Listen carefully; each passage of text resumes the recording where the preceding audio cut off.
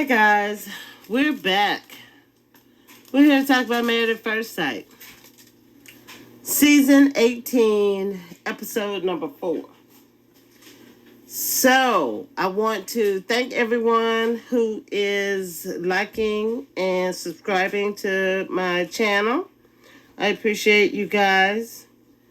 And so, let us hop right into the video. So, I got a few notes that I made, not too much, because I don't really start getting a real sense about what's going on until the honeymoons. That to me is like when the stuff just starts flowing out. We get some stuff every now and again, with a season. We'll have stuff pop off at the reception, like right after the wedding. With Michael last season, he was left at the altar. So that was a rarity, that we get to see during the weddings. And this time, we're getting to look at Michelle. So we've had this at different phases. There was a time when the bride saw the dude. She was like, yeah. But she got married to him anyway. Child, look, okay. So let me go and look at my video so I can go through them. And then try to get my notes, at the same time. So we're looking at the scene, and it says here, TMI Allen. And so when I went back and looked at it, I was like, okay, why did I say TMI? Yeah, it was TMI. Because we're being introduced to the couples as they are waking up from the wedding day. And then they land on Madison and Allen. And it seems like, she's tolerating his broccoli underwear, which I find completely just inappropriate. I mean, that's not the kind of stuff. It's almost the same thing that Michelle is accusing David of with the blurting out of, I smoke and I live with my parents. And then it's like, oh, well, I done dropped off my baggage, with you. It's like, I done took a dump. So now I'm going to go off and enjoy myself and enjoy my wedding while he done left her with this mess that she doesn't want to be bothered with and she doesn't want to clean up. I feel like Alan did that with them underwear with Madison. And then the TMI part is when you get down to the end of that video, he's telling her, for some reason, I don't know what ran into his head, that this was what he wanted to talk about while they're having breakfast. But, and the first whole complete day that she's knowing him and having to deal with this, I'm coming to bed with these ugly underwear on. He's telling her that when he takes Zoom meetings, that he does it off of the microphone and the camera or whatever, because he's not dressed appropriately. And she's like, oh, well, how are you dressed? And he's like, oh, about like this. There's nothing sexy about that. There's nothing cute.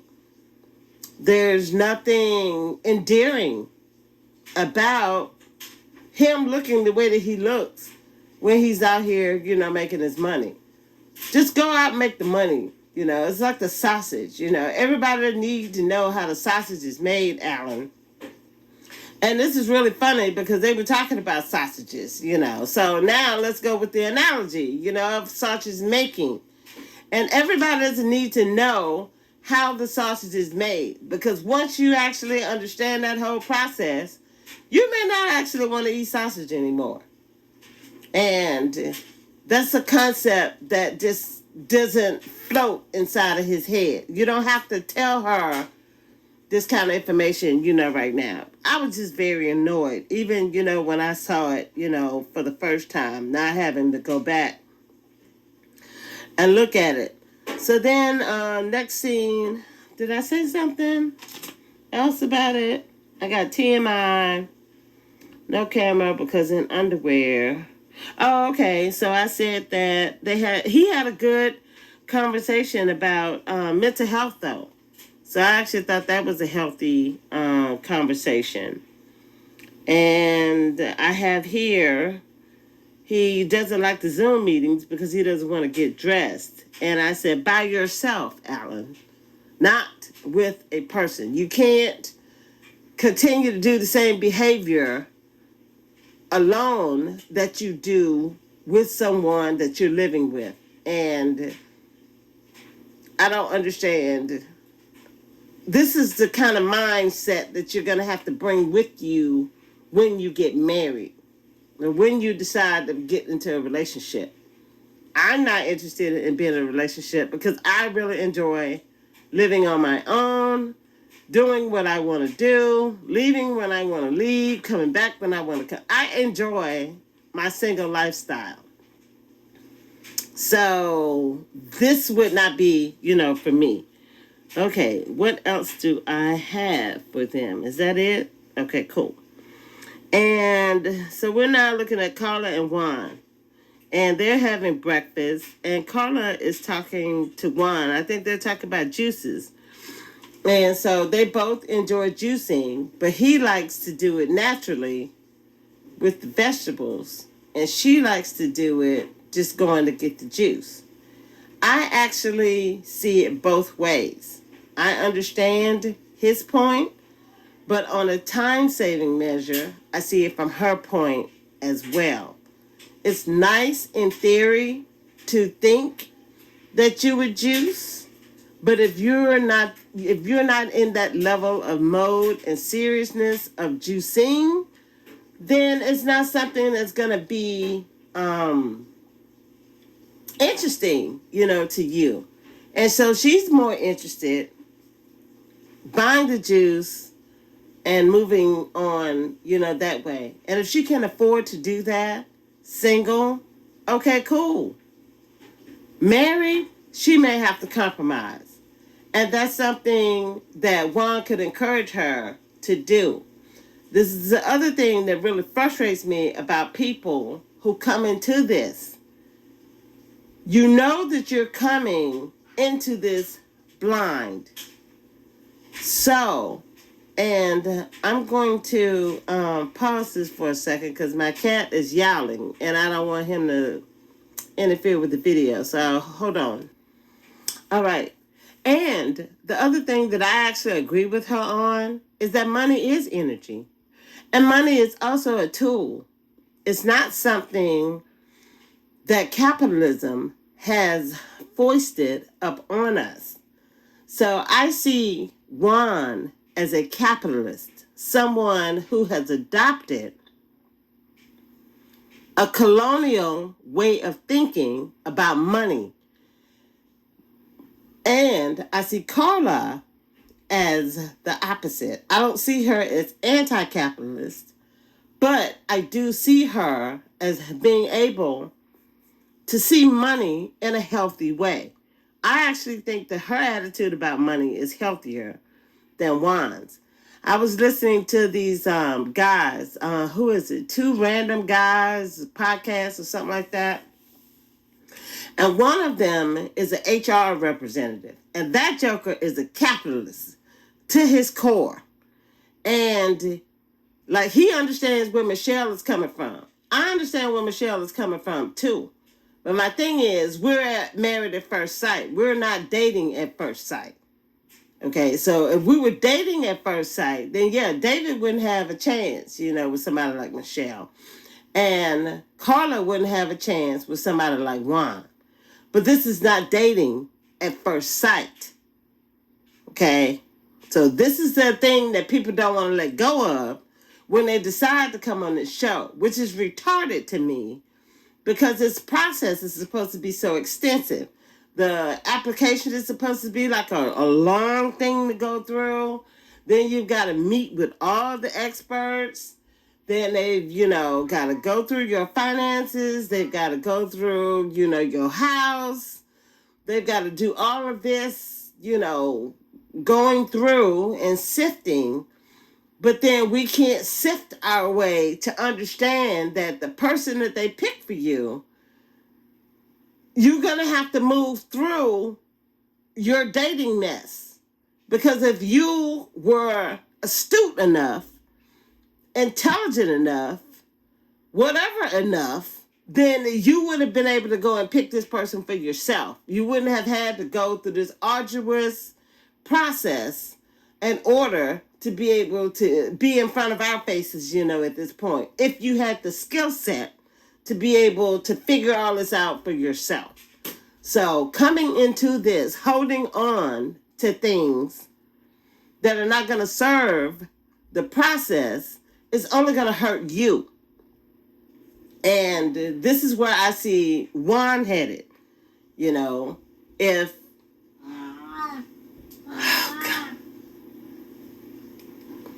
so, this is what I see with Juan in this process. He's a capitalist-minded person. And when you're dealing with someone like Carla, then that's not going to be a good mix. So I'm really, this is one of the negatives of what capitalism does to indigenous people. It causes this level of separation where if it wasn't something that Juan was like so harped and focused on, he could probably actually enjoy Carla a lot more. All right. So Thomas and Camille, they're having their breakfast. And I really appreciated, their conversation. And I have here that Thomas and Camille, they enjoy their breakfast, with each other. I remember writing that she is relieved that he is not a snorer. And I think he's kind of relieved about her being okay with his eating habits, that she said that she's similar, in the way that she eats, as well. So some of the things that I think that he thought might have been a barrier have actually not been as complicated as he thought that it might be. So that's kind of a relief, I think, for both of them. Did I have anything else? Yeah, I think that was it. Then we are coming. So I encourage you guys, to go look at that video. It's 2 minutes and 14 seconds that I think that you will enjoy. So I have next the video. David is showing patience with Michelle's judgment of him. Which really interests me because I wonder how patient he would have been if it had been a woman of color. So he was wanting his blonde-haired, blue-eyed queen, and now he got her. And he is exercising some patience with her, so we'll see how long, this lasts. So they're talking and trying to figure out each other's schedules because I think he woke her up with his alarm. But he says that that's his gym time on his normal schedule.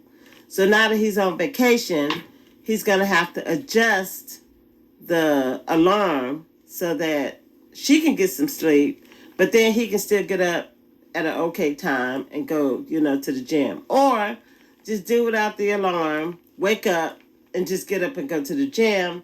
And then if she's still asleep, let her sleep, and then do your whole, day. But we're such routine people, for people who get in one, that it's kind of hard to break free from it. Just, but these are the kind of things that you should be preparing for. So like when you pack your clothes, you want to pack a swimsuit, you want to pack your whatever, evening wear, you want to pack, something casual, something for the airport, something, whatever. So you've got to be able to put this on the list of things, that you need to do, as well. So then they get to the question, like I said, of their schedule. So he gets up early, he leaves to go to the gym, or he goes to work early because he's a shift worker. He said he's trying to get that rearranged, through his supervisors. And I think he works for the city, and he's a guidance counselor, or he is a social worker. One of those two. So he's got a couple of hats that he's trying to wear, and now he's, married. And then he has to do this whole living situation. Now that I'm thinking about it, and I'm thinking about it culturally, it does make a little bit more sense to me why he didn't want the stress of an apartment. And plus, like he's saying, well, what am I going to be doing? I'm going to come home, eat dinner by myself or, go out with friends. He'd rather hang out with his mom and dad. He actually likes being around his mom and dad. So if his mom is, making dinner, that's something he doesn't have to worry about. He can come home, eat, shower, go out, hang out with his friends, come back home. And if he's paying his parents' rent, it's not as much as paying somebody else. Even if it is the same, which I doubt, it's still going to go back to him in some kind of way because the parents are going to put it back into the house or they're going to put it in the savings or whatever it is that they're going to do. So the money that he's giving them is still going to end up benefiting him in some kind of way, later. So it's an investment, as well. And I can see that. And like I said, it's a cultural thing. I was talking with this Asian guy that I know here, and he was living with his parents for a while. We was messing with him, about it. And I asked him, because I know American attitudes, about men, grown men, living at home. And he was saying to me that he still had girlfriends and everything because Asian women don't see men living at home in a negative light the way the American, people or women, will be able to see it. And I actually understood, his point of view once, he kind of broke it down. And so Michelle, for some reason, just can't understand or get with that, which is really weird considering that she says she's like light-skinned black guys. Black men aren't on the same socioeconomic scale as white men. That's number one. And number two, because she was able to figure, that level of, I'm coming from small town America and I'm gonna, become a corporate boss. Everybody doesn't have that same capability. But what everybody does have the capability to do is find something that they're good at, find a way to be able to contribute to society and be able to earn a living from it. That's what she should be respecting, is the fact that this man has found something that he finds that he's good at, that he enjoys. He likes getting up, going to work every day, and she should really be happy that she's got him honed into that. Anything else that she needs to do to give suggestions, help do some, career counseling, encouragement, that's all extra. The fact that he actually likes to get up, go to work every day, he gets and has his routine, his mom and dad are satisfied with what he's doing in his life. He can take care of himself. What he, in my opinion, should have done as well as taking that time to pay off his student loans. I think that would probably have made her, a little more impressed with his effort. If he's still paying out his student loans, living in his parents', basement apartment for less than what it would be on the market, then, he's putting himself in a situation where people, would be able to try and judge him for lack of whatever, they want to insinuate into his situation. So, like I said, I have here, I think that he was really patient. She said that, well, when are we going to see each other if you are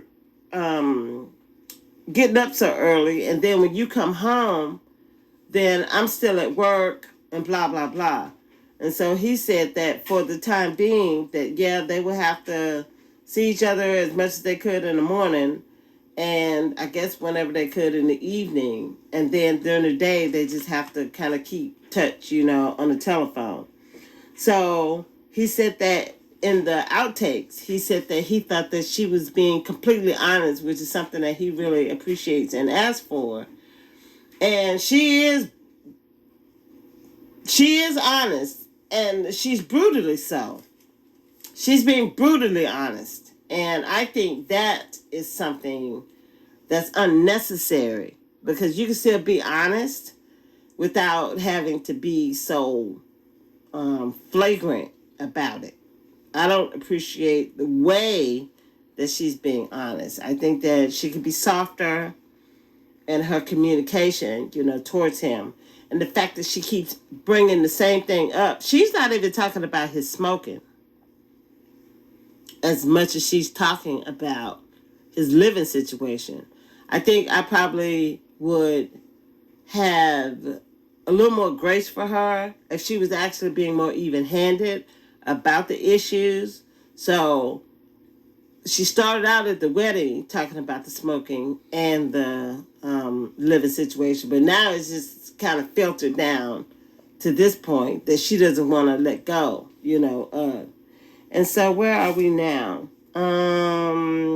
David is showing patience with Michelle's judgment, of him. So yeah, they're having breakfast and talking about that.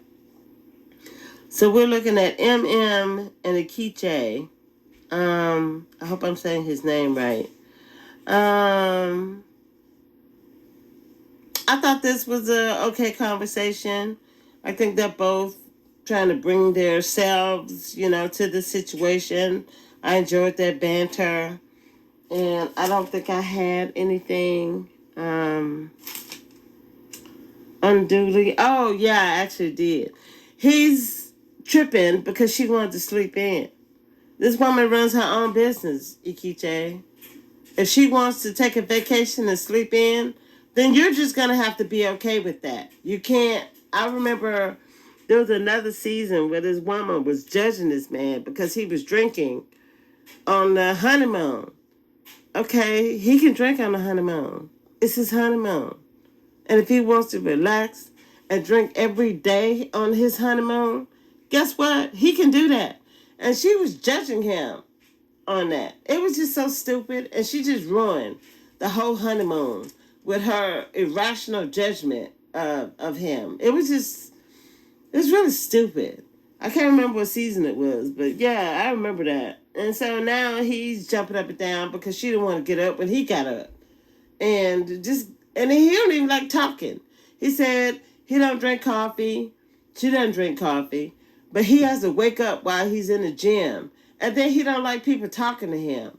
So she was supposed to get up out of dead sleep so she could sit up and just look at you while you woke up and not talk and not interact. I mean, then why not let the woman just rest and sleep? I'm telling you, the way people wrap themselves up in their own mess, and they want us, the outside people, to have to deal with that, that's crazy. That's crazy to me. And so I really appreciated her later in her conversation that she understood his message. All right, so what are we? I said that they are flirting with each other. I thought that was cute. So now we're getting ready to start talking to the families. And so Madison and Alan, they are the first. So yeah, remember that podcast I was telling you about, the two guys, the random dudes. For some reason, they missed the whole thing that the people met up with the family and friends. I really want you guys to go and listen to that stupid broadcast or podcast that they just put up, today about episode number 4. I've been waiting just to hear, because, I don't agree with them all the time, but I like to hear what other people, have to say. And that was just stupid. It was not worth waiting for. They totally skipped over all of the couple's conversations. And then the one dude, Johnny, wanted to blame it on Philo. It's either Philo or Philo. And I have Lifetime and I have Philo. And they both, I watched the Philo one. And it had the whole episode with them meeting with the meeting with the parents and the friends and family and all of that. So I don't know what they were watching. It was really one of their worst reviews that I've ever heard out of them. So yeah, go and check them out. And that episode number 4, child. Oh my God, I had to fast forward. I fast forward when I just couldn't take it no more, and then I went and listened to that thing about Michelle and David, which was stupid. Him and his HR mess. Oh my God. Anyway, I'm not trying to. So Madison and Alan are having brunch, and Madison's dad is a lot. I thought the sister was trying when she said that he's not a pretty boy, but she appreciated, who he is as a person once he started talking. That really, alleviated her. And then you got Madison meeting with his mother and friends, and the mother was crying and talking with food in her mouth. That is like, if you're elderly, and this is one thing that I try to do, now I'll cover my mouth, when I'm eating, just to make sure that I'm not projecting stuff on people and they don't have to see stuff coming out of my mouth. And that was just disgusting. She looked like somebody that needed to be in a home. And she was crying and trying to eat and talk at the same time. I was like, girl, that was a lot. And I understood, some of where Madison, was kind of coming from. Okay, so that was the next thing where it says Madison is freaked out by Alan's family and friends. And so Alan has told the dad that he took an STD test, which I thought was too much information. And then that's when the sister is talking to him about being a pretty boy, and that I think that he asked her if he had met her out on the street, would he have a chance for her? And they was like, yeah, no, cousin. You are not that kind of dude. Not to pick her up on the street. So, this is your shot. So then we got Ikiche and MM. And so he's meeting with her sister, I think the mom, and the dad. And I appreciated the dad's conversation to him. Or is it somebody? No. He's meeting with the friends. So it's her friend and her husband. I'm thinking about Thomas with the dad. Okay. Yeah, because her dad is not with us anymore. And her mother didn't want to show herself at the wedding. I'm not sure if she was in another state or not. I don't remember that. But then she's meeting with his friend and his friend's wife, and then Ikiche's mom. And I thought it was a good conversation until they got to the part where she asked, why is he still single? And then the friend's wife said that she has understood from her husband that Ikiche is looking for a unicorn. And if people don't know what a unicorn is, that means that someone who doesn't exist. He's looking for a figment of his imagination. That's what the phraseology or the meaning is in Western culture. So then she added that she felt like he was looking for someone who was perfect. And that's why he was single. And it kind of jogged my memory because they were talking, the friends at the wedding, and they were saying that he had been writing to his wife, this figment in his head. He's been writing to her forever. So I think that this may be some of his problem, is that he's built this woman up in his head, and now there's nobody that is alive or will be alive that is going to be able to fill this person's frame in human form. And so he's kind of boxed himself in looking for this woman out here. And so that was gave her, like this flag of redness that she needed to look at. I thought that her friend did a good job in asking him questions and trying to gain some understanding, from him. So I would encourage you guys, to go down and look at that video too. So then we talk about Michelle meeting with the parents of David. And I like David's mom. She's trying to hold her son down. He told her that he was kind of afraid that she was going to judge him about his living situation. So she's really there to back him up on that. And she's let Michelle know that it's a whole apartment. Everything David said about the apartment is what she's saying about the apartment. And then I think it's his cousin that's sitting next to the mom. So when Michelle is like, yeah, well, he was all in. And, I'm just kind of hesitant. She's like, wait a minute. Are you not all in? What's going on? What's the dealio?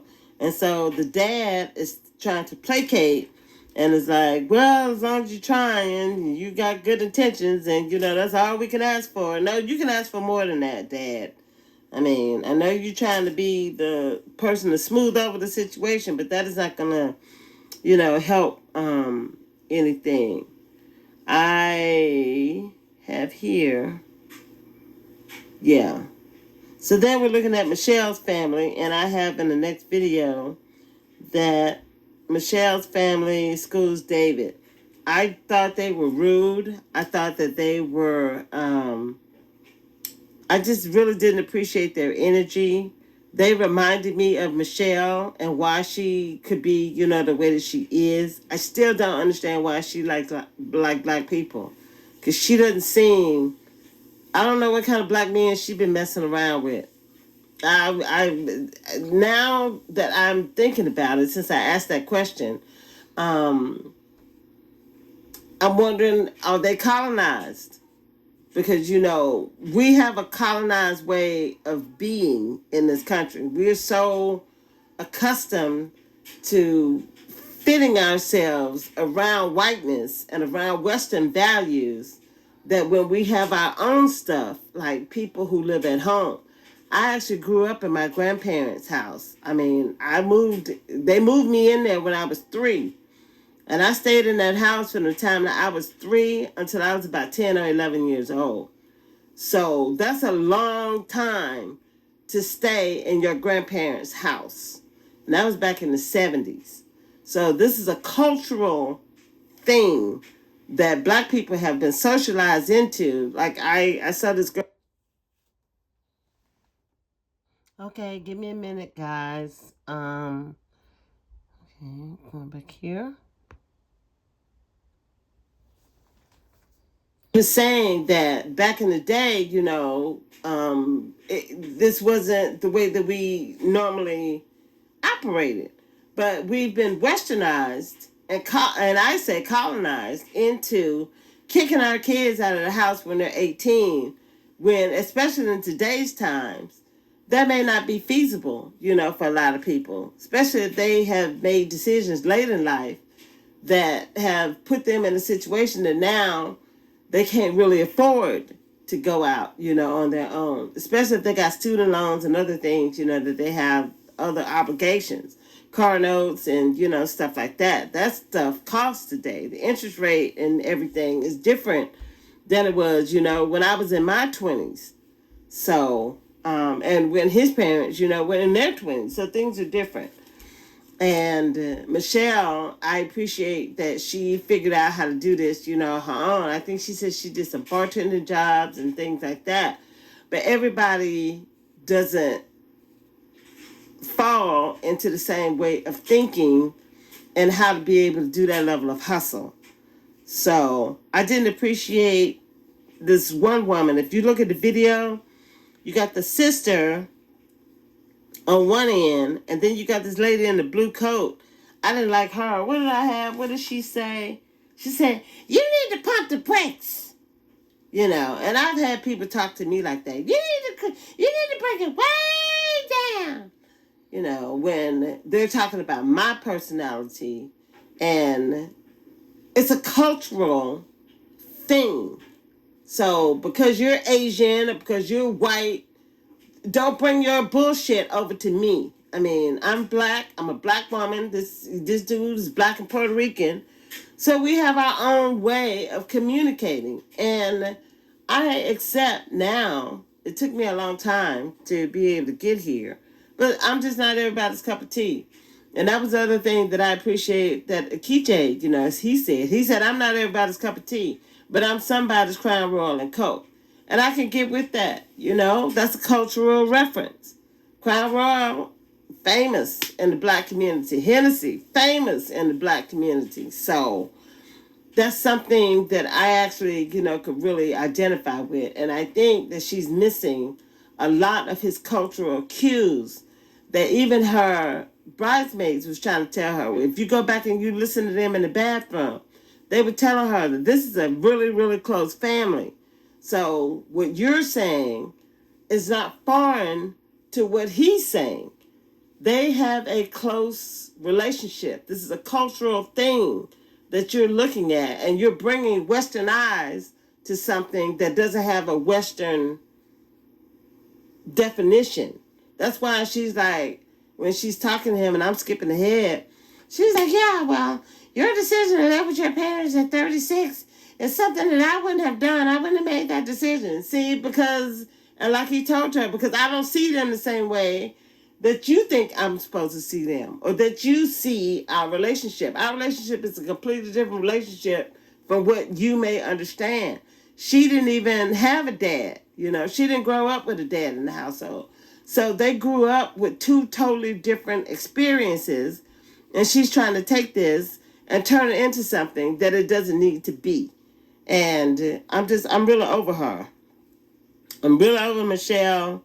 And I thought that David did a good job. I encourage you guys in this video when he's talking to her family. So I encourage you go to look at that. I thought Carla did a good job with Juan's family too. I thought his dad was being very nosy, and I didn't like the way he asked her, the question. Because I don't see not Carla's mom. I don't see Juan's mom giving 50% of her income to the situation. I don't get that vibe. So how is it that he's expecting Carla to be any different than what Juan's mom, has set up? Because it's a cultural, issue. And Juan is bringing Western ideology into a situation that Carla is looking at from a cultural, aspect. So this is where the clash of Westernism and colonialism jacks with us, and how it interferes with our ability to be able to communicate and come together. So let's look at the next one. Camille's dad, I talked about, so it was Thomas. So I thought that Thomas did okay, and I liked what Camille's dad, he was standing up for his daughter and was like, hey man, I got my eyes, on you. And who was it? It was MM's friend. She was like, yeah, I'm not going to be the FBI on you, but yeah, it's going to be in the neighborhood of. So I like that they are standing up, for their people. And then Camille, I thought that her conversation was really good with his family. I think that the brother was really doing his best to encourage them not to go in their corners when they have a conflict. If you got something that you need to talk about, you need to bring him out of his mess shell so that he can talk, and don't shut down if he shuts down. Somebody got to stay open so that this thing can continue to flow. And I like what she had to say about them being able to pour into each other when the other one needs it. So if she's in a spot, then he can put himself to the side and pour into her. And then when he's in his thing, she can put herself aside and pour into him. And then kind of keep the train, on the track. So then we got MM. She's meeting back with Akiche, and she's asking him about the unicorn thing. And I think that's when he talks about, I may not be everybody's cup of tea, but I'm somebody's crown of coat. And she was satisfied with the answer that he gave her. So I'm going to leave it right there and encourage you guys again to go and look at that video. So Michelle and David meet. So these next two videos are them meeting with each other. I'm trying to finish this up. I have here that she thinks that she is a people person. A people person, Michelle, wouldn't have said that you cried and bawled your eyes out at the wedding. That would not have been something that a people pleasing person would have said. You would have thought about his feelings and you would have told him what happened, that you were getting upset, and it was suggested that you go to the bathroom so that you didn't, show his parents that you was upset, as you were. You were not people pleasing. You were trying to mitigate a situation so that what you were doing and where you were feeling didn't spill over and make a situation even worse than it was. That was not a people pleasing situation. And I didn't like, you saw what I said on the caption, that she was lying. They was asking her, well, why does he live at home? She was like, oh, it's not clear. Everything that he said to her then is the same thing he's been repeating to her over and over again. As a matter of fact, she even told him, you're saying all the right things. It's just up to me to get it in my head and not let it, make a decision, as to if I'm going to let it ruin it or if I'm going to get over it. So the ball is in her court. And she keeps trying to knock it back in his court, asking him stupid stuff like, oh, are you embarrassed, to talk about that you live with your parents? And having to put that man on the spot even more. He told you in the beginning that he let you know because he didn't want you to think that he was embarrassed, that he was ashamed of his living situation. So now you're asking him the question in another way so that you can see if he's going to give you a different answer. And he gave her a different answer. He told her that he was embarrassed because he didn't want to seem like he was a mama's boy and that he was that guy living in the basement with his parents. So what you did was just fed into her and the way that she feels when you sat there and admitted that you were embarrassed, David. That was just stupid. I mean, you can't give this kind of woman that kind of ammunition because you ain't doing nothing but feeding it. You're feeding the beast in her. And that was just a stupid answer. But, again, I only have 43 views on that one video, which should be higher, and 64 views on the other one, those were two good, that was a whole good scene that people need to see and understand before we get, to the honeymoon and stuff. So then we got Madison. Who is she talking to? She's talking to somebody. Her and Alan are talking, and he's asking her about her normal type, and she's letting him know, yeah, you're not my normal type. I'm normally metrosexual. And for some reason, I was looking at reviews, and people don't want to understand what a metrosexual is. Y'all need to look that up. Okay? People start throwing out terms that you don't understand, go look it up. So that when you make a video, you don't seem like you're ignorant.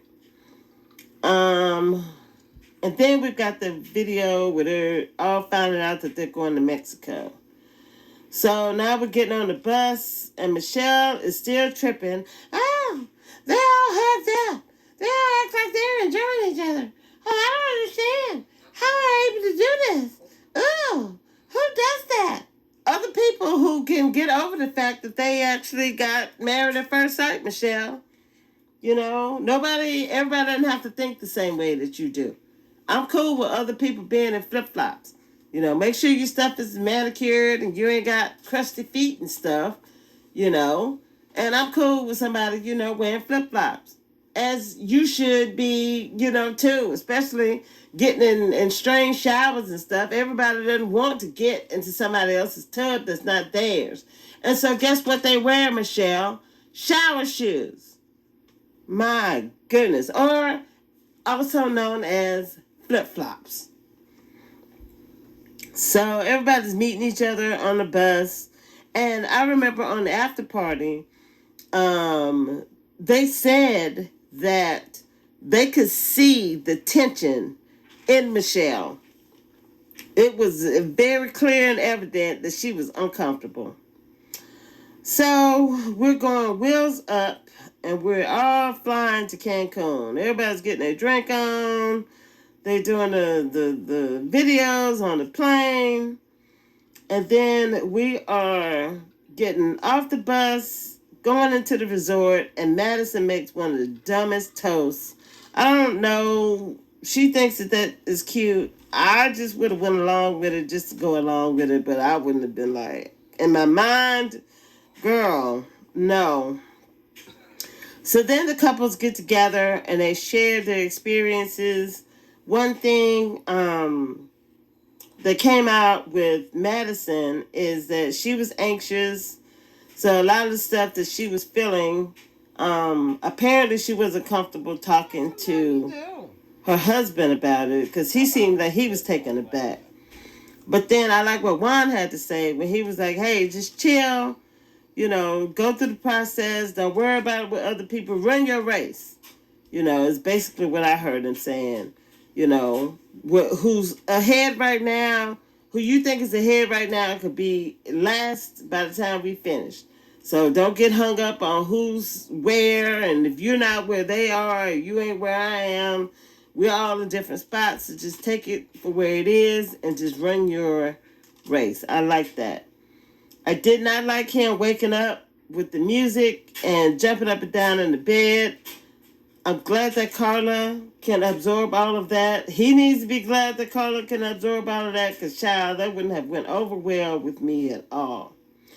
So the next one is I have Michelle clarifies to David that she doesn't respect his living situation. So now he's getting the full frontal that this chick has a huge problem. She told him that after he met with her family.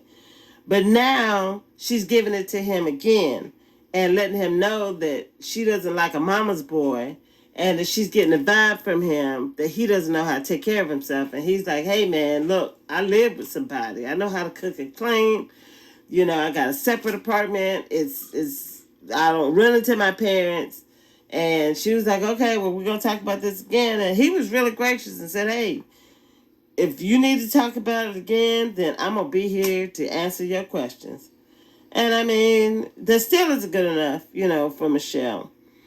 So, MM and Akiche, they talk about food. I think he says he's a vegan or he definitely don't eat stuff. There's stuff that I don't eat anymore either. I have eaten chitlins, and if they're cooked properly, they're good.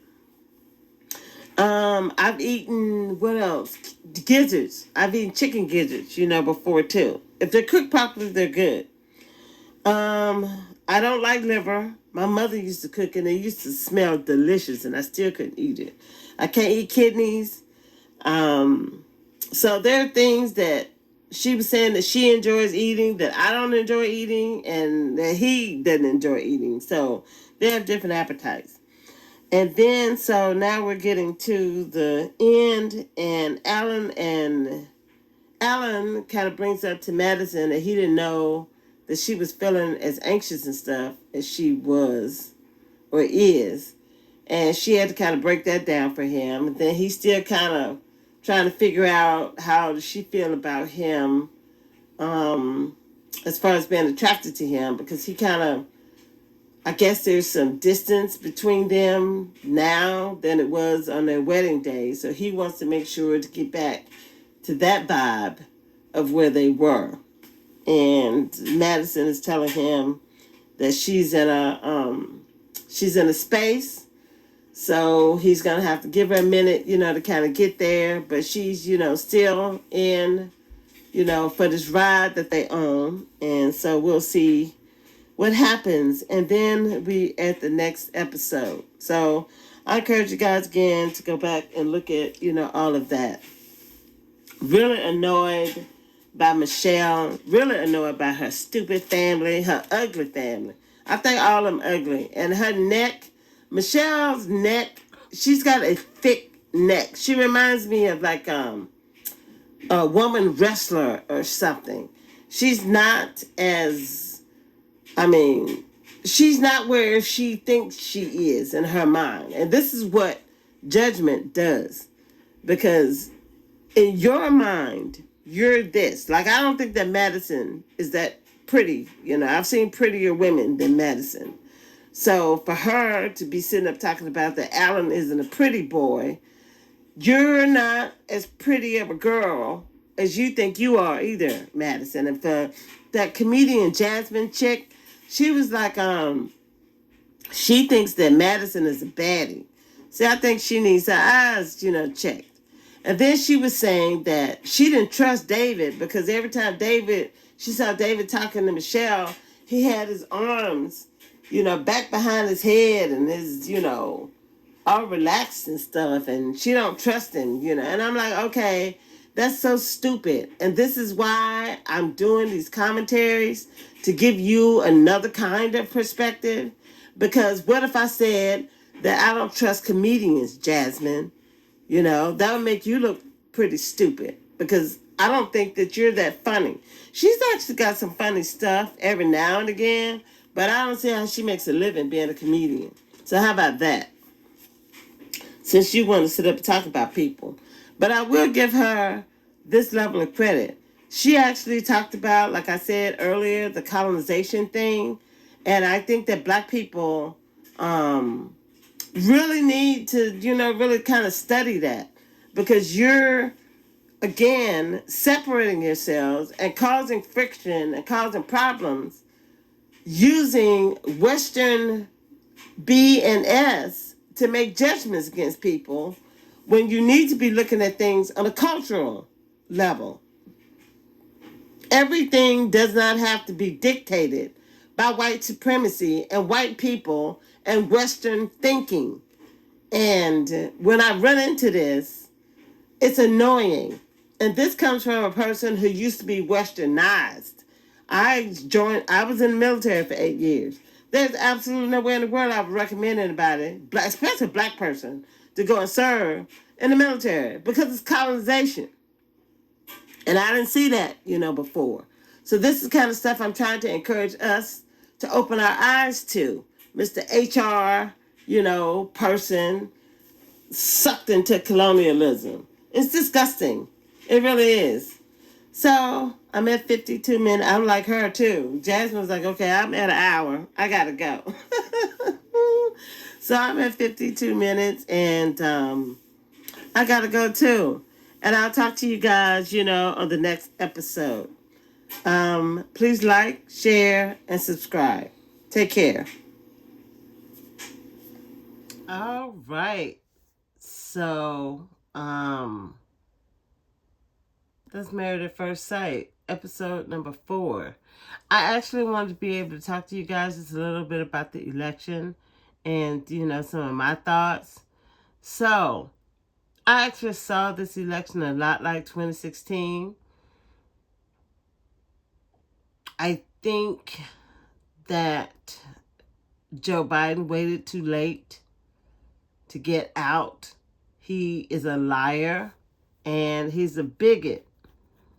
And I don't know if you guys will remember, but I told you a problem that I had with my dad where he gets, and I have this, it's not just him. I have this problem with a lot of people. A lot of people get annoyed at me because of things that I say. Even when I mean well and I have no animosity. And like I was trying to explain to him that Joe Biden was a bigot. And he couldn't understand. He couldn't hear what I was trying to say. And instead he became offended by what I was trying to explain to him. And it wasn't until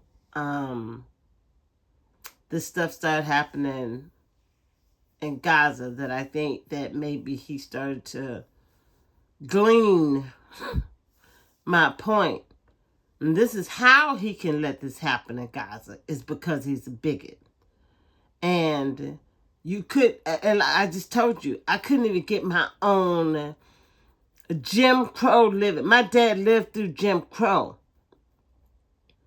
And he still couldn't understand why it was important that he not vote for a bigot, because he had been socialized into voting for them most of his life.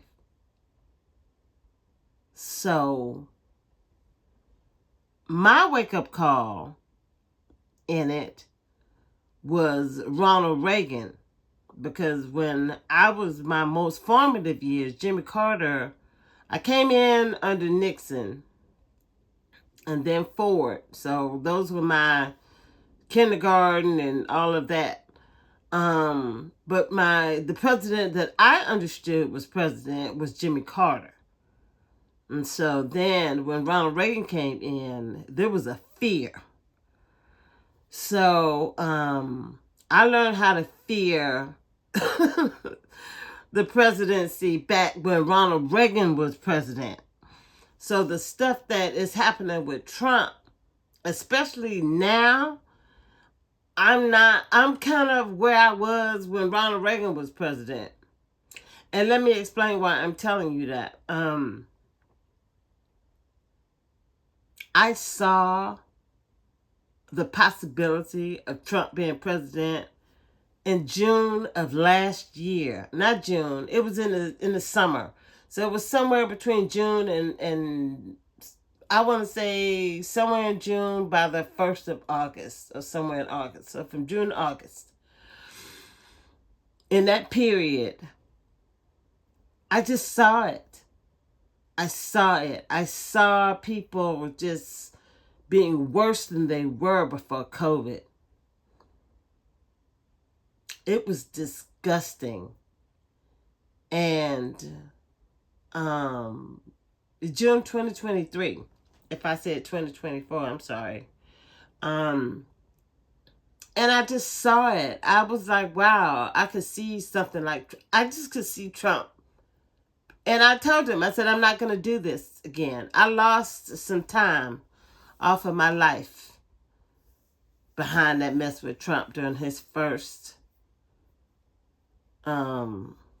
presidency. And for it to only be 4 short years that people have just forgotten that insanity that we came out of. It's really honestly disgusting to me. And I'm not going to lose a cell of my life worried about Donald Trump. I'm not going to age any differently anymore. I could feel myself age dealing with that mess with Donald Trump. For those 4 years, I did. I've had to go back and try to get some of my youth that I lost during those 4 years of Trump.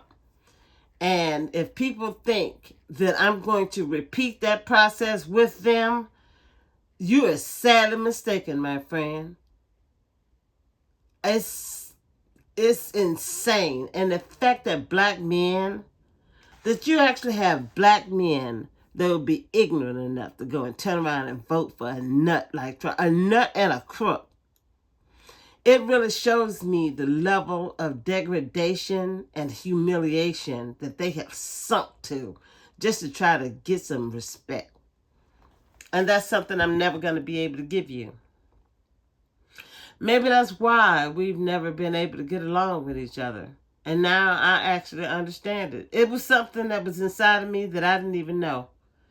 And now that I know what I know, especially biblically, and now in life, and in my own anecdotal, I'm telling you, man, I have gone through, and that's why when people give me passive aggressive behavior, like with my audience, if I don't see my likes go up, and for them to be like normal likes that I see on other kinds of YouTube videos, because I watch Married at First Sight Australia and UK, and other people are gracious enough to do what I'm doing and post. But they get, I mean, the likes and stuff on their video, because they can load up the whole hour in one shot. I can't do that because of American rules. And I can't even get people, I'm not doing this. So if I don't get support, then again, this is going to be my last season. But that's not the rant I was trying to go on. So please forgive me for that. My thing is, with my community, this is the rant that I want to stay on, is that we have lost the plot.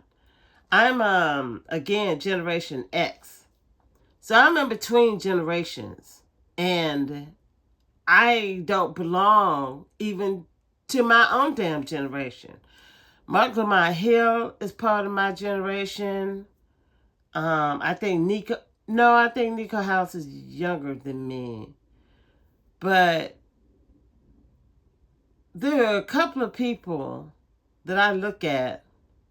I think I think I'm older than him too.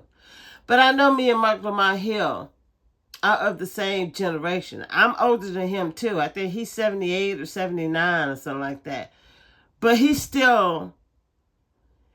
even more in between than I am, because he's still got people like my grandmother in his life before they checked up out of here. My grandmother didn't die until, what was it, 90? No, it wasn't even 96. My grandmother didn't die until 2006. Yeah, she was like 100. Yeah, she was. Because I think she was born in 1902. Yeah, so, but she was demented, by the time, she didn't even remember me the last time I was able, to get to hang out, with her. So, she was here with us in body, but her mind had, already gone. But to say that he still got some of that generation that I'm telling you I grew up looking at, when I was born in 1970. So he still got a piece of that, and there's a lot about him that I actually admire. I see him as colonized, though, and he has so much potential to wake up out of it. I'm really proud of him, though, that he didn't vote for Kamala Harris. When he first started talking, I lost a lot of respect for him.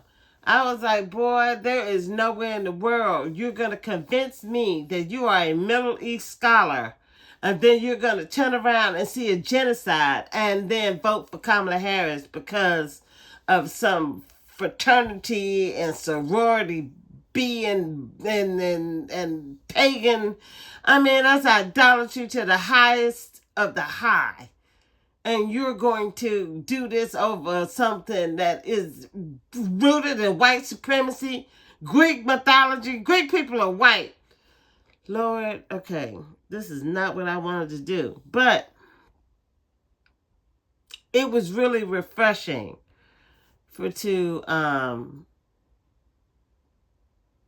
I really appreciate his decision. I'm going to leave it right there. Thank you. I appreciate the Lord for helping me through that. Oh my goodness, that was crazy.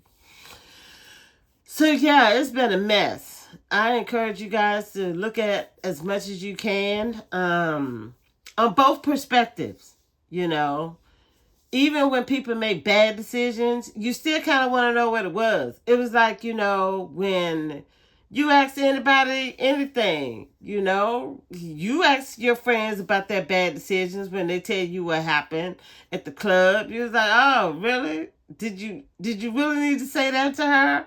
You understand? And so this is what we need to be doing. We need to be doing this to each other. Iron sharpens iron.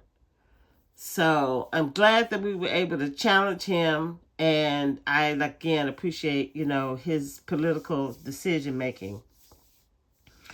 Because he ended up voting for the Green Party. So if I didn't say that, I'm sorry.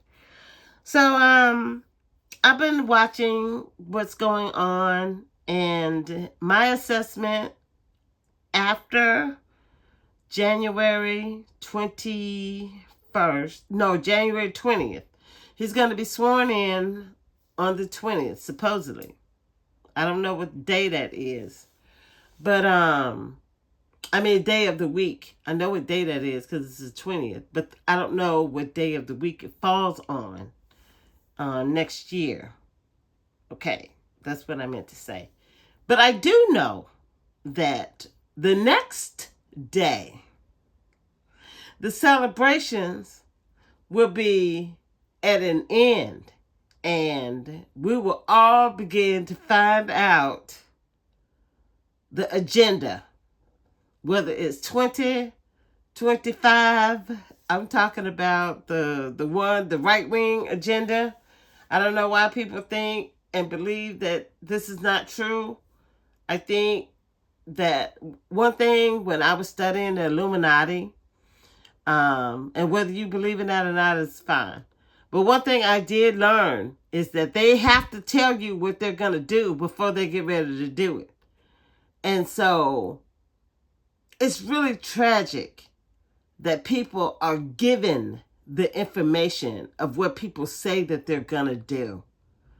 And you just make it up in your head that you don't have to listen to what they are telling you. You can just create your own idea of what you think life is supposed to be. And then we're all just supposed to go along with it. I've never been able to have that level of privilege. And the people who voted for Donald Trump to get back into office live in a reality that is,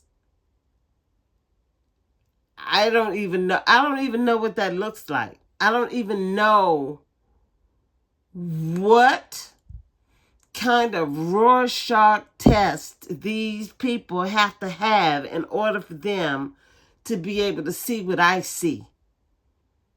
It's like talking to someone who doesn't understand what the color blue looks like.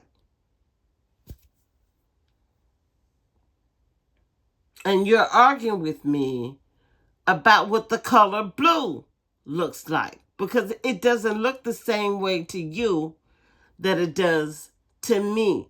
So one of us is colorblind.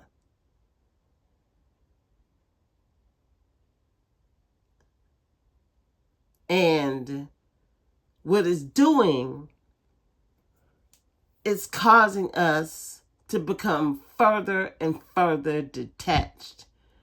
I'm living my life here in San Francisco. I can't trust a race of people. There is no race of people I trust in San Francisco. I don't trust black people. I don't trust white people. I don't trust Indian people. I don't trust Asian people. I don't trust South African people. Do I communicate with all these people? Yes. Do I trust them? No. Did I used to try and trust them? Yes. We are coming to these times. When I grew up, people did not even lock their screen. It was a screen door. If you ever saw the Green Mile, that's the way that we used to live when I grew up, with a screen door. The other door was wide open because we didn't have air conditioning. And I never felt like anybody was going to come in. I never felt that way. There was not one day I lived in that house that I was scared that somebody was trying to break into it. Well, maybe it's because it's too many of us that was in there. There's safety in numbers. But, yeah, that was the way we lived. And it's crazy that we can't even rely on. I tried to introduce myself to my neighbors above me, and I can't wait to get away from them. I'm getting ready to move into another apartment. So pray for me, guys, that I can find some peace. I can't even find peace in the world of my own little apartment. This is how stressed out and unhappy and out of sorts we are in our lives. And we're out here trying to make real life decisions. I'm talking about decisions that's going to affect your kids and your kids' kids. I know this dude that I was trying to help, and I ain't going to never help another dude. He's my last dude that I'm ever going to try to help again. And adult dude. The dudes that I'm going to try to help are the ones, in the foster care, system. But anyway, that joker told me he didn't even vote. And we had state propositions or referendums that we had to talk about, and we had things in the city that we had to talk about and discuss and vote on. And that joker didn't even vote for them. I didn't vote I wasn't interested in voting for political people, either. But I still made it my business to do the state things and the local things that I felt, I could influence and have a voice in. And this joker didn't do nothing. He stayed at home. Tariq Nasheed, I was listening to one of his things around the election, and he said he didn't even vote. And I'm like, does he live in California?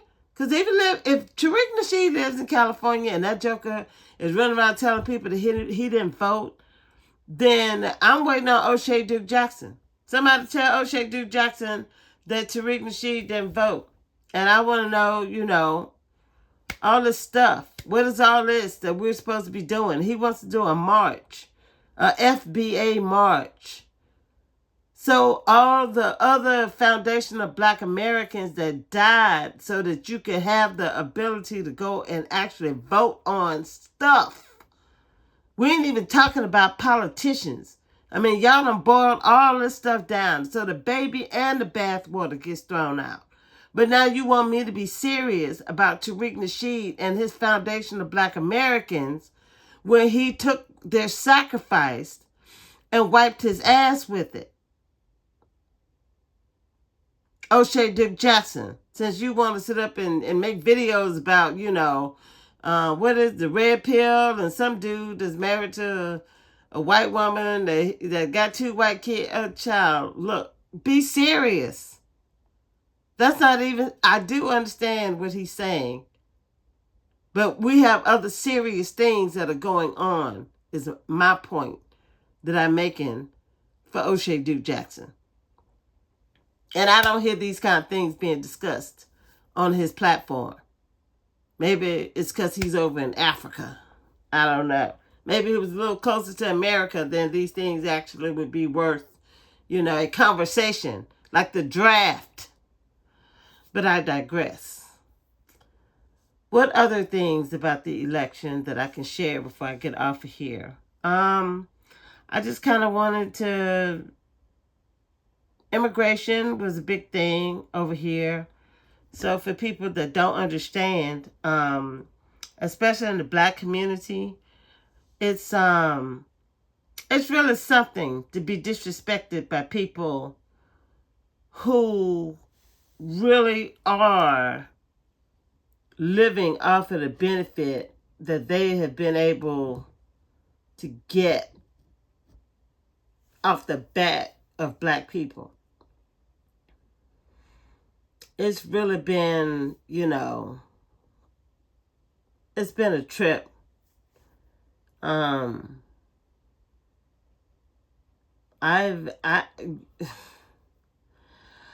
been negatively affected to a serious extent by Asian out here, and by, she's either Colombian or I don't think she's Puerto Rican. Mexican. She's either South American or Mexican. And she done came over here and got a little management position. And now she thinks that she's in a position to, you know, lord over people like she white. And this is what I have a problem with. I have a problem with Africans that come over here with that. Anybody. I don't care where you from. You can be white. You can be a European white, Canadian white. I don't care where your whiteness comes from. Russian white, whatever. Um, don't come over here with that mess. We have enough racists in this country. Middle Eastern, whatever y'all consider yourself. I'm sure Middle Eastern people over there that think that they white, too. And then they showing you how white you are with these bombs that they keep throwing on y'all. But you still want to sit up and believe that you white. And this is why we can't have nothing, because we got people, you got Mexican people that don't like dark Mexican people, which is ridiculous. You got Cuban people, you got light Cuban people and dark Cuban people. You got light South Americans and dark South Americans and light Indian, East Indians and dark East Indians and, light whatever. They can't get along with each other. Even the Dominicans and the Haitians. And this is what colonialism does. And this is why they are always going to be lorded over us, because we are too stupid to be able to let that colorism go and come together. There's this chick, her name is Tulsi Gabbard. She's Hawaiian, right? And she is brown. And she can't stand Muslims. She's an Islamophobe. She don't like them jokers. She's like them jokers over in India. India has a huge colorism problem. Okay? You got dark Indians and you got lighter Indians. Ain't no white Indians over there. This is what colonialism has done to their brains. They're not even white people, but in their minds, they're white. That's some level. That's just another level of insanity that people just don't want to tell the truth about. And this is the kind of stuff that started to come out when Kamala Harris showed up on the scene. And there's this guy, his name is The Amazing Lucas. I would check out, some of his content, but he isn't all the way right on his views either, especially like on this whole Kamala Harris isn't black thing. I credit her as being black until I find out otherwise, because I understand her father to be black. That's where I give her that credit from. I was like other people, and was because he was Jamaican. I'm like, oh, okay, he's black. But I understand now that Jamaican is not just black. It's also other things and I've had to wrestle with this because I feel this way about South Africans. I think that only black people are South African. And white South Africans and all other South Africans want to be, and I just don't, because of just where everything started. Okay. So, but South Africa has run its citizenship the way it runs it, and it's not based on the way that I do it, which really hurts my brain, and I'm really having to be introduced to that idea because I just see South Africans as black. I wish they could have their own country, and I wish they could get their country back and really, really just make people visitors. Yeah, they should make people just have to do visas every 6 months. I wouldn't let another joke into that's a whole nother thing. Okay, so immigration was a big thing. Her running around with Republicans who are war criminals. Dick Cheney is a war criminal. And for Kamala Harris to really believe that she could rehabilitate Dick Cheney.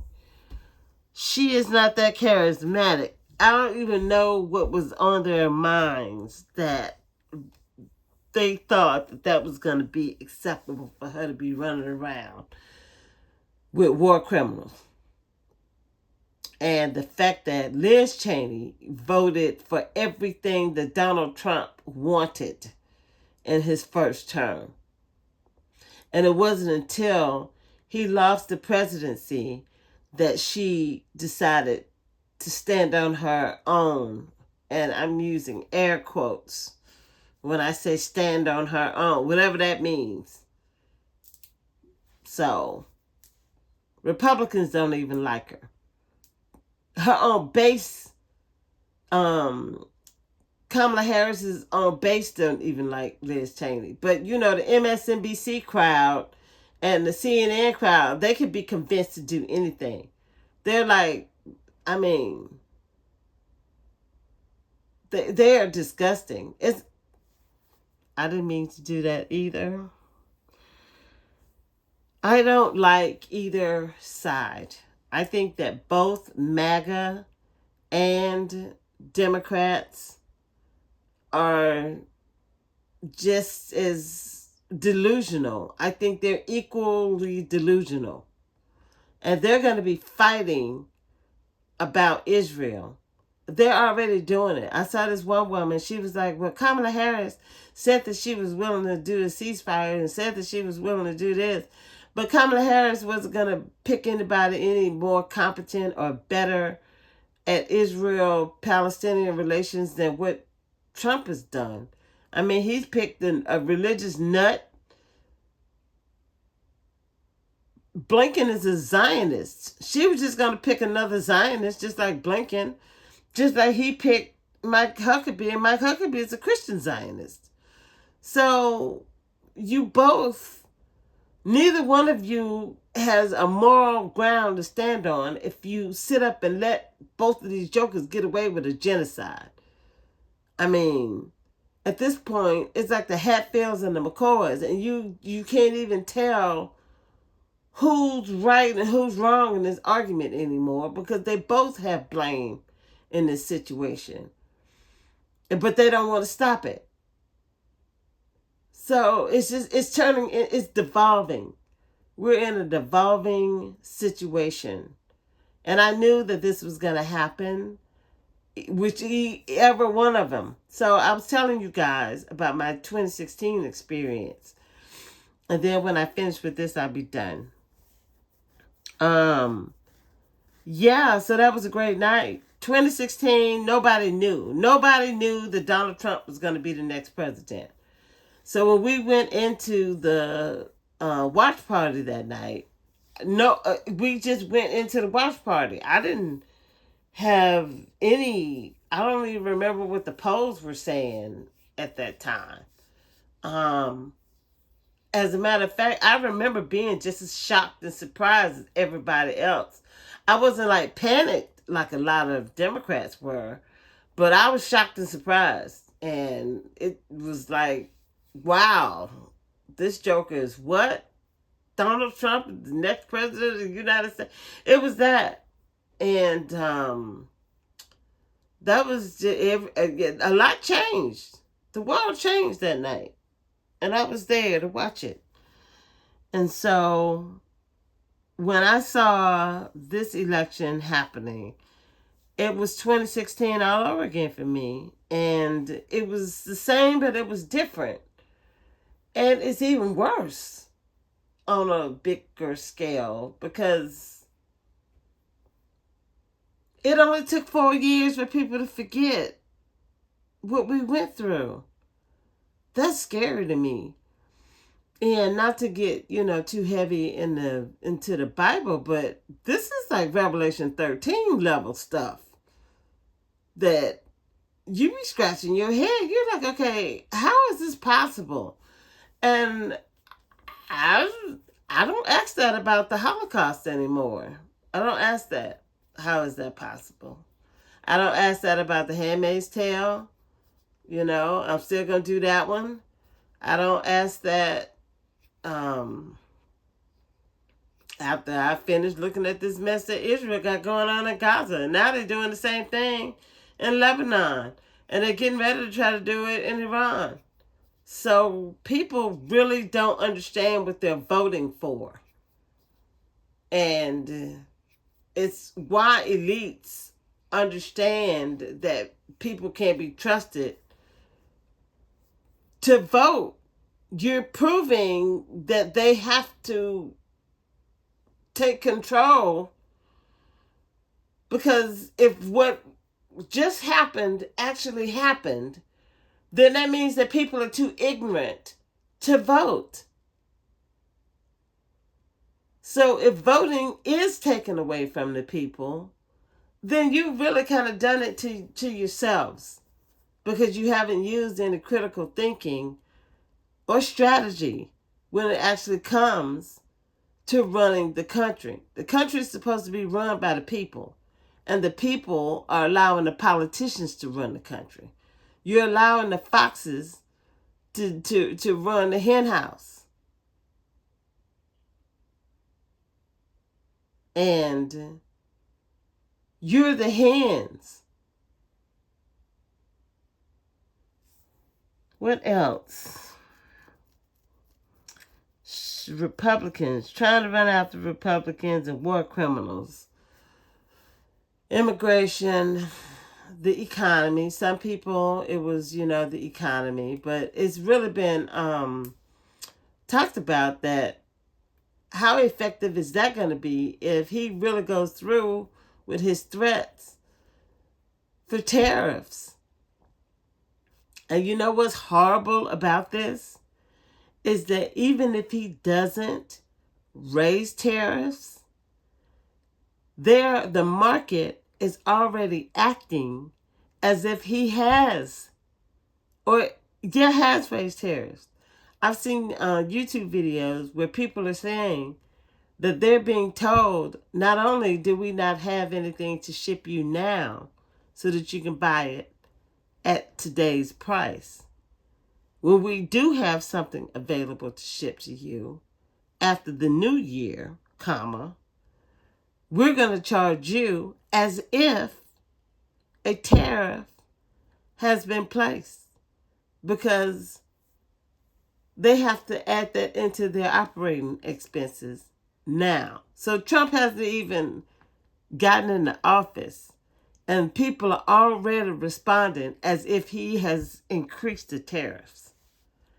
That's insane. People have lost their Christmas bonuses. I'm talking about in places in Trump country. This is in Trump country, where people are counting on these Christmas bonuses in order to be, it's like your taxes. Like people get the tax checks and they count on the tax checks to buy the school clothes or whatever it is, that they need. Or fix something. So this is what these people rely on. They rely on these bonuses and a lot of these factories and stuff, especially, like if they have, I guess, profit sharing or whatever. But some people have been told that, we have to take that money and put it back and buy supplies, because it may be supply and demand. It may be prices. We don't know what the price increase, is going to be like. So instead of giving out bonuses, we're going to take it and put it back into our stock. And it's just a cascading effect. So if you were doing this to save money on milk and eggs, there already been reports of people having racist attacks. This dude, 1 minute, they all MAGA together. The next minute, you need to go back to your country, and I don't want you playing with my kids. I don't want your kids playing with my kids. That was quick. I mean, the whiplash in that. The whiplash. They got the vote, and now I don't need you anymore. Go back to your country. Crazy. The lunacy that has happened when I went the next day to a brunch that I had been invited to, people acted like somebody had died. And I remember how I was when I was all entrenched and really where they were when I was in the Democratic Party. And it kind of broke my heart a little bit. I was like, wow, I remember when this was me. And I did a lot of listening that day. I could have done more talking, but I didn't. It was revealing. I was glad that I actually got up and went. That was something you actually, I mean, it was worth it. The energy that it took for me to get up and do that was actually worth it, because when I left that place, I mean, I didn't even realize how heavy the atmosphere was until I was walking down the street and the sun was hitting me and I could get air in my lungs, and I was like, it felt like I had just left a funeral. And that was just wild to me because nobody died. So for it to be that level of heavy, it was something. It was really something. That's a story time. So what else? I'm sure there are other things that I can say about the election. Again, people are really happy in half the country, which I knew it was going to be that way whoever won. People who decided to vote for Trump really don't know what they've done. I don't think that they thought that through. So I think that that's going to be one of those decisions that will bite them for the rest of their lives. And it didn't have to be that way. So what else?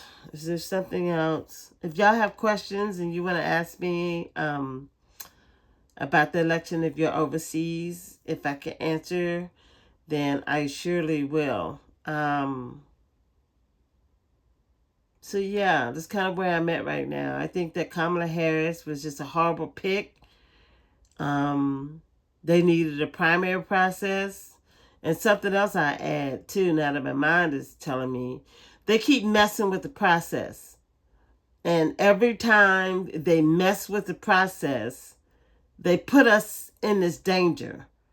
Because Nancy Pelosi interfered with the Democratic primary for the 2008 presidential election. And because she did that, she made Barack Obama president.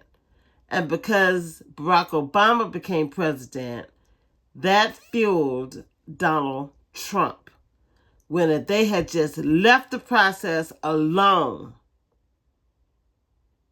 and not interfered, Nancy, it's time for these people to go. And for Democrats that don't want to tell the truth about that, then you're dragging what you just said that Trump people have done to the country is what you're doing to the country. Because you don't want to tell the truth that it's time for Chuck Schumer and all them jokers to go. Even Bernie Sanders. It's time for Bernie Sanders to retire and for him to go home and for somebody else to take leadership. And I like Bernie, but it is time for him to pack it up and go home. He is not as effective as he could have been had he chosen to stand instead of go with being with his friend Joe. So they interfered with the process too many times. They did it in 2008. They didn't have to do it in 2012. But they did it again in 2016, and they did it again in 2020, and then they did it again in 2024. And they just refused to learn to just let the process play out. Whether you like it or not, you have to deal with the consequences of whatever people decide. And they're taking people's choices away from them. And they're blaming them at the same time when they make bad choices. So Either one of the candidates was a bad choice. That's what people don't want to accept, and that's the part of the truth that they just go blind to on both sides. It's like talking to people who can only see out of one side of their face. So we're at 34 minutes. I guess I need to tell you that I'm neither happy nor sad at this point. I find that this is the calm before the storm. And I will wait and share more with you about where I am as I go through the process. I'm going to work to stay where I am. So my goal is to stay balanced throughout this whole next 4 years. And at least as long as I'm doing this Married at First Sight thing, I can let you know what that process looks like. So you guys take care of yourselves, and I will see you on the next video.